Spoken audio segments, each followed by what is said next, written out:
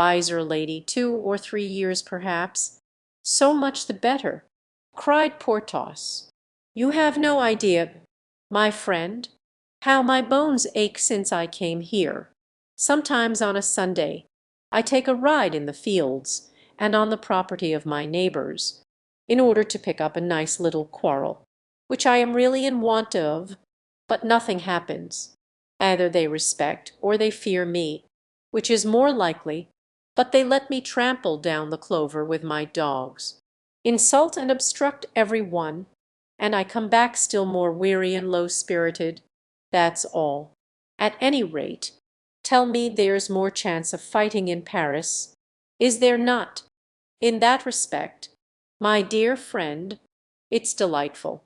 No more edicts, no more of the cardinal's guards, no more de Jussis, nor other bloodhounds. Is Gad underneath a lamp in an inn? Anywhere they ask, are you one of the Fronde? They unchev. And that's all that is said. The Duc de Guise killed Monsieur de Coligny in the Place Royale, and nothing was said of it. Ah, things go on gaily, then, said Porthos. Besides which, in a short time, resumed D'Artagnan, we shall have set battles, cannon it is, conflagrations, and there will be great variety. Well, then, I decide, I have your word. Then, yes, 'tis given. I shall fight heart and soul for Mazarin, but, but he must make me a baron. Zounds, said D'Artagnan, that's settled already. I will be responsible for the barony. On this promise being given, Porthos, who had never doubted his friend's assurance, turned back with him toward the castle. Chapter XII. Porthos was discontented with his condition. As they returned toward the castle, D'Artagnan thought of the miseries of poor human nature, always dissatisfied with what it has, ever desirous of what it has not. In the position of Porthos, D'Artagnan would have been perfectly happy, and to make Porthos contented there was wanting what? 5 letters to put before his 3 names, a tiny coronet to paint upon the panels of his carriage. I shall pass all my life, thought D'Artagnan, in seeking for a man who is really contented with his lot. Whilst making this reflection, chance seemed, as it were, to give him the lie direct. When Porthos had left him to give some orders, he saw Mousqueton approaching.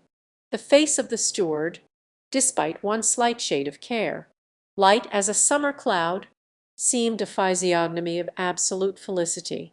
Here is what I am looking for, thought D'Artagnan, but alas, the poor fellow does not know the purpose for which I am here. He then made a sign for Mousqueton to come to him.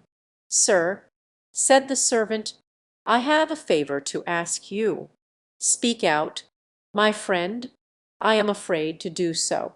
Perhaps you will think, sir, that prosperity has spoiled me. Art thou happy, friend? Asked D'Artagnan. As happy as possible, and yet, sir, you may make me even happier than I am. Well, speak.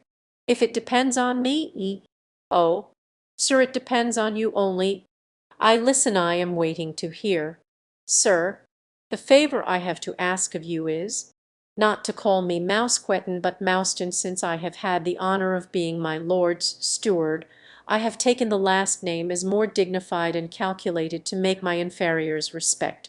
You, sir, know how necessary subordination is in any large establishment of servants. D'Artagnan smiled. Porthos wanted to lengthen out his names, Mousqueton to cut his short. Well, my dear Mouston, he said, rest satisfied. I will call thee Mouston, and if it makes thee happy, I will not tutor you any longer. Oh, cried Mousqueton, reddening with joy, if you do me, sir, such honour, I shall be grateful all my life. It is too much to ask. Alas, thought D'Artagnan, it is very little to offset the unexpected tribulations I am bringing to this poor devil, who has so warmly welcomed me. Will monsieur remain long with us? Asked Mousqueton, with a serene and glowing countenance. I go to-morrow, my friend, replied D'Artagnan. Ah, monsieur, said Mousqueton, then you have come here only to awaken our regrets. I fear that is true, said D'Artagnan, in a low tone. D'Artagnan was secretly touched with remorse, not at inducing Porthos to enter into schemes in which his life and fortune would be in jeopardy. For Porthos, in the title of Baron, had his object and reward, but poor Mousqueton, whose only wish was to be called Mouston, was it not cruel to snatch him? He was thinking of these matters when Porthos summoned him to dinner. "What to dinner?" said D'Artagnan. "What time is it?" "Then. And why?" "It is after 1 o'clock. Your home is a paradise. Porthos, one takes no note of time. I follow you, though I am not hungry. Come! If one can't always eat, one can always drink a maxim of poor Athos, the truth of which I have discovered since I began to be lonely.